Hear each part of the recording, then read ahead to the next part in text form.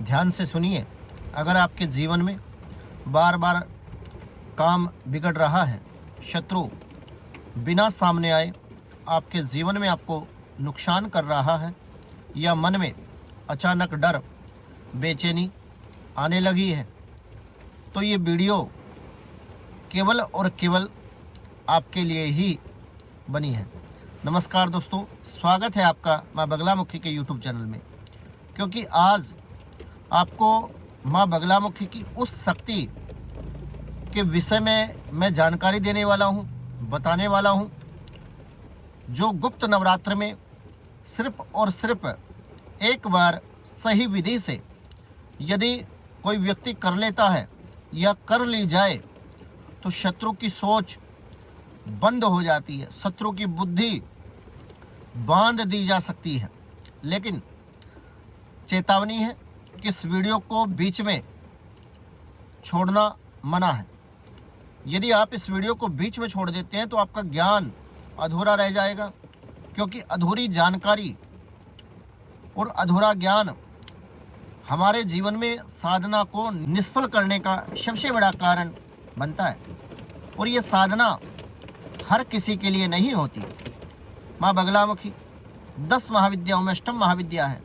ये सिर्फ उसी के लिए है जिसे माँ बगलामुखी या माँ पीताम्बरा स्वयं बुलाती है।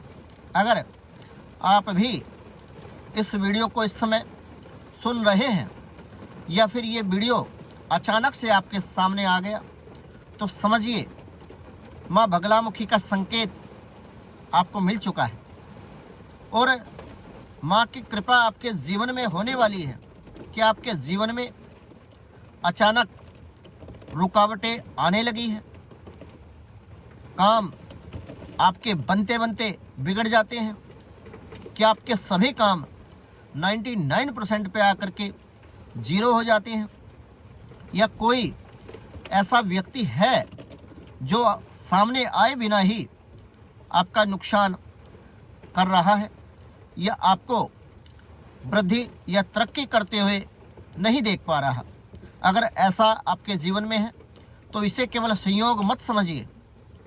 शास्त्रों में स्पष्ट कहा गया है कि जब किसी साधक के जीवन में अकारण से बार बार अवरोध उत्पन्न होने लगते हैं तो वह केवल परिश्रम नहीं बल्कि शक्ति की आवश्यकता भी उस व्यक्ति को होती है।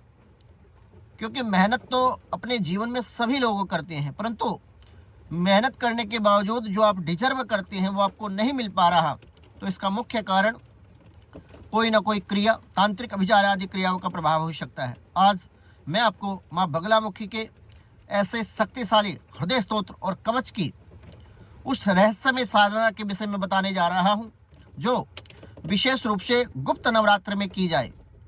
यदि गुप्त नवरात्र में यह साधना की जाए तो शत्रु की शक्ति को जड़ से यह समाप्त कर देती है और जीवन की हर बाधा, हर संकट, हर तकलीफ को, या फिर आपके जीवन में किसी भी प्रकार का कोई अवरोध हो, उस बाधा को राख में मिला देने की शक्ति यह साधना, यह उपाय रखता है। माँ बगलामुखी 10 महाविद्याओं में अष्टम महाविद्या होने के कारण वह देवी है जिसे स्तंभन शक्ति की अधिष्ठात्र देवी के रूप में पूजा जाता है। उनका स्वरूप ऐसा है कि वे शत्रु की वाणी, बुद्धि, कर्म और तीनों को एक साथ रोक सकने की क्षमता रखती है। जो शत्रु आपके खिलाफ षड्यंत्र कर रहे होते हैं, उन षड्यंत्र को रोकने की शक्ति यदि संसार के अंदर है तो वो माँ बगलामुखी में है। जहाँ न्याय नहीं मिलता, जहाँ आप परेशान रहते हैं, जहाँ विरोधी सामने नहीं आता बल्कि छिपकर वार करता है, वहाँ माँ बगलामुखी की साधना को अंतिम उपाय माना गया है। आज के समय में बहुत सारे ऐसे लोग मैंने देखे हैं जो सामने से आपके खिलाफ कुछ नहीं बोलेंगे, कुछ लड़ने नहीं आएंगे आपके खिलाफ, परंतु गुप्त तरीके से आपको नुकसान और हानि पहुंचाने की वो अपने मन के अंदर कामना रखते हैं। आज जिस स्तोत्र की मैं बात कर रहा हूं वह कोई साधारण मंत्र या स्तोत्र नहीं है। इसे हृदय स्तोत्र कहा गया है। कहा जाता है वह स्तोत्र हृदय स्तोत्र होता है जो साधक के हृदय में माँ बगलामुखी की शक्ति को स्थायी रूप से स्थापित कर देता है। और जिस साधक के हृदय में माँ बगलामुखी की शक्ति स्थापित हो जाती है, इस सर्वत्र संसार में उससे कुछ भी अछूता नहीं रहता। शास्त्रों में वर्णन मिलता है कि जो साधक श्रद्धा, नियम, संयम और गुरु भक्ति में लीन होकर के गुरु में श्रद्धा, विश्वास, आस्था रखते हुए माँ बगलामुखी के हृदय स्तोत्र का पाठ करता है, जाप करता है, उसके हृदय में स्वयं माँ पीताम्बरा वास करती है। और जिसके हृदय में माँ पीताम्बरा का वास हो, उसके लिए इस सृष्टि में, इस संसार में कुछ भी असंभव नहीं है। इसका अर्थ यह है कि साधक के चारों ओर एक ऐसा अदृश्य सुरक्षा का कवच बन जाता है जिस कवच को कोई भी दृश्य या अदृश्य शक्ति भेद नहीं सकती, जिसके भीतर शत्रु का विचार तक प्रवेश नहीं कर सकता। तंत्र, अभिचार आदि क्रियाओं के प्रभाव को तो आप रहने ही दीजिए। इस स्तोत्र के प्रभाव से शत्रु की बोलती बंद होती है, षड्यंत्र टूटते हैं, कोर्ट कचहरी और विवाद, किसी भी प्रकार का विवाद हो, वो मुकदमेबाजी हो या सामाजिक तौर पर आपका विवाद यदि चल रहा है, तो वो सब इससे शांत हो जाते हैं। अचानक भय यदि आपके जीवन में होता है तो वो भय समाप्त हो जाता है। जीवन में अचानक ऐसे रास्ते खुलते हैं जिसकी आप अपने जीवन में कल्पना नहीं कर सकते। यदि आप इस स्तोत्र का गुरुमुख होकर के पाठ करते हैं, गुरुमुख लेकर के पाठ करते हैं, तो हृदय स्तोत्र के साथ जब माँ बगलामुखी का कवच पाठ यदि किया जाए, तब यह साधना आपके जीवन में और भी शक्तिशाली प्रभाव दिखाती है।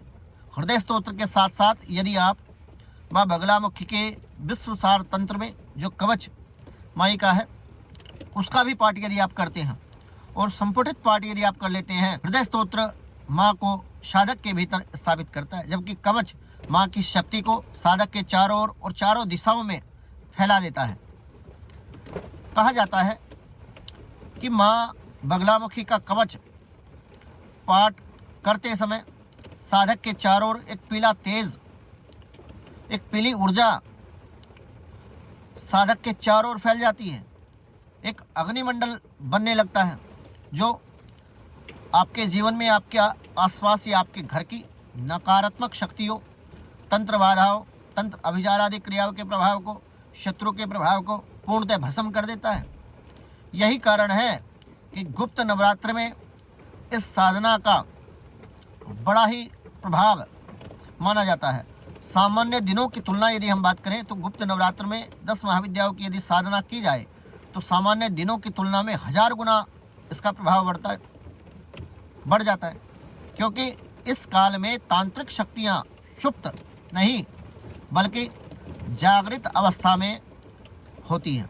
और जब तांत्रिक शक्तियाँ जागृत अवस्था में होती हैं, उस समय उन तांत्रिक शक्ति की अधिष्ठात्र देवी की यदि साधना यदि की जाती है तो वो और भी चैतन्य हो जाती है और शीघ्र चैतन्य हो जाती है। गुप्त नवरात्र की अष्टमी या नवमी की रात यदि इस साधना को करना विशेष रूप से प्रभावशाली माना गया है और साधक को पीले वस्त्र धारण करने चाहिए, पीले आसन पर बैठना चाहिए, एक काष्ठ की चौकी पर पीला वस्त्र बिछा करके माँ बगलामुखी की कोई तस्वीर, विग्रह या अभिमंत्रित यंत्र उस पर स्थापित करें, देसी घी का दीपक लगाएं, एक चुटकी हल्दी दीपक में डाल दें। सरसों के तेल का दीपक बहुत सारे साधक बताते हैं, परंतु मैं आपको बता देना चाहता हूं कि सरसों के दीपक का प्रयोग घर में नहीं किया जाता। इसका प्रयोग यदि आप अपने घर में करते हैं तो इससे घर में दिक्कत बढ़ती है और घर के माहौल में भी गर्माहट आ जाती है।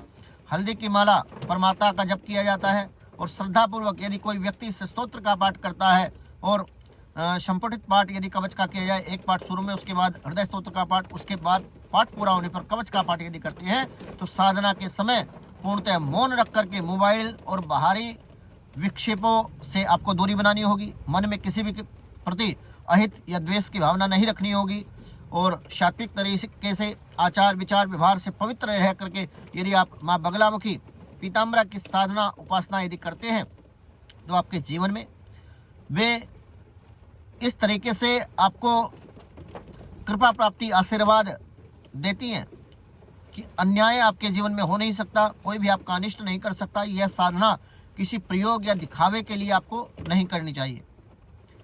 यदि आप सही शास्त्र विधि के अनुसार इस साधना को करना चाहते हैं तो किसी के हित के लिए साधना को न करें। हाँ, बचाव प्रयोग के लिए साधना की जा सकती है। साधना करें श्रद्धा, संयम, नियम, भावना, आचार विचार, व्यवहार से पवित्र रह करके। शास्त्रों में स्पष्ट चेतावनी दी गई है कि यदि हृदय शुद्ध ना हो, हृदय में छल हो, कपट हो, द्वेष हो या किसी का अनिष्ट करने के लिए इस हृदय स्तोत्र की साधना का पाठ यदि किया जाता है तो साधना केवल स्वार्थ और अहंकार के लिए यदि की जाए तो उसका प्रभाव या तो नहीं मिलता या फिर साधक के लिए संभलना मुश्किल हो जाता है। मैं आपको बता देना चाहता हूँ, माँ बगलामुखी एक ऐसी महाविद्या है जिनकी पूजा आप सारे जीवन करोगे, परंतु एक गलती यदि आपने कर दी तो अक्षमा नाम का शब्द माँ बगलामुखी के दरबार में नहीं है। इसलिए इस मार्ग पर केवल वही व्यक्ति आगे बढ़े, वही व्यक्ति चले जो माँ की शरण में हो, जो गुरु का भक्त हो, गुरु के प्रति पूर्ण श्रद्धा, विश्वास, आस्था जिस व्यक्ति के अंदर हो वही साधना में जाए। यदि आप चाहते हैं कि माँ बगलामुखी का कवच आपके जीवन की हर बाधा, हर संकट को नष्ट कर दे, आपकी शत्रुओं की शक्ति को शांत कर दे, आपके जीवन की हर अवरोध, हर बाधा को पूर्णतः हटा दे, आपको निर्भय बना दे, तो इस ज्ञान को आप हल्के में ना ले और किसी के अनिष्ट की भावना के लिए आप इस प्रयोगों को, इस साधना को अपने जीवन में ना अपनाएं। और यदि आपकी माँ बगलामुखी में आस्था है तो कमेंट में श्रद्धा से जय माँ बगलामुखी का जयकारा आप अवश्य लगाएं। जय माँ बगलामुखी लिखें, वीडियो को शेयर करें, लाइक करें। साधना और यह रहस्य हर किसी के लिए नहीं, केवल उन्हीं के लिए है जिन्हें माँ स्वयं बुलाती है, माँ स्वयं चुनती है और माँ की इच्छा के बिना कोई भी उनकी भक्ति करे, पूजा करे, ये असंभव है।